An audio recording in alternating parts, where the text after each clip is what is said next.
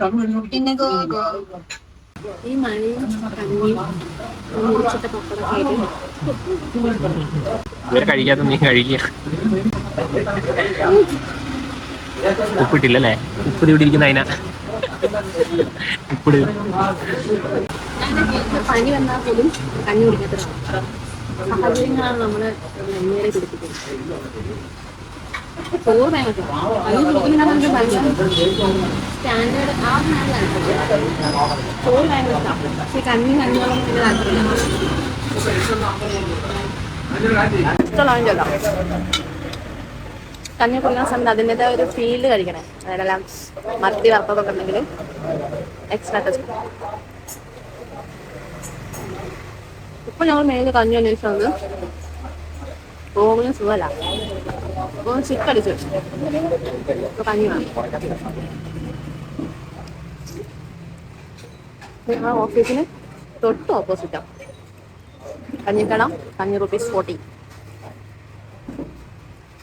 സ്വാഭാവികങ്ങൾ നമ്മളെ കഞ്ഞി കുടിപ്പിക്കല്ലോ, but taste ഉണ്ട്.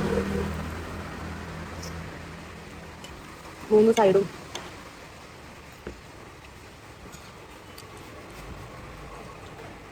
ഓംലെറ്റ്. ഞാൻ പറഞ്ഞില്ല റിച്ച്നെസ് എന്തെങ്കിലും വേണമെന്ന്. അടിപൊളിയായിരുന്നു വേണ്ടത്. പക്ഷേ ശരി ഓംലേറ്റ് എങ്കിൽ ഓംലേറ്റ് നോക്കൂ. ഓംലേറ്റ് എടുക്കാം. ഇനി നമുക്ക് കുടിച്ചോ.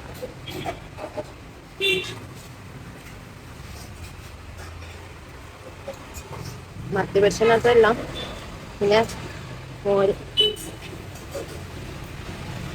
ഓ കൊള്ളാം. ആ കോമ്പിനേഷൻ എങ്ങനെയാണ്? സ്പ്രെഡാവില്ല. അത്ര വർക്കായില്ല. കടല തന്നെ നല്ലത്. ഈ വളരെ BP ഇഷ്യൂസ് ഉണ്ട്. ഉപ്പൊന്നും നല്ലതൊക്കെ കൊണ്ട് പോയി കടിച്ച് അവള് ഉപ്പ് കടിച്ച്. ഞാൻ ഈ കുടിക്കുന്ന കഞ്ഞിക്കും അതുപോലെ തന്നെ അതിൻ്റെ കൂടെയുള്ള കടല, പപ്പടം, അച്ചാർ, തൈര്, ഇതെല്ലാം ഈ 4 സൈഡും കഞ്ഞിക്കും കൂടി അവർ ചാർജ് ചെയ്യുന്നത് വെറും ₹40.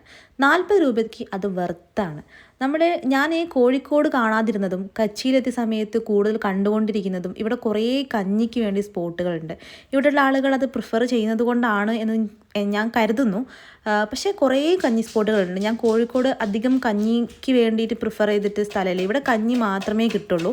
ഒരു ചെറിയ കടയാണ്. ഇവരുടെ മക്കളെ പോലെയാണ് നമ്മളെ ട്രീറ്റ് ചെയ്യുന്നത്. അവരവരുടെ ലാഭം നോക്കിയിട്ടൊന്നുമല്ല. ഇത് സൂപ്പർ സ്പോട്ടാണ്. ഈ സ്പോട്ട് വരുന്നത് ചക്കാലക്കൽ ലൈൻ റോഡിൽ എലമക്കര പോലീസ് സ്റ്റേഷൻ്റെ തൊട്ടടുത്താണ്. എല്ലാവരും ഒന്ന് ട്രൈ ചെയ്ത് നോക്കൂ കേട്ടോ.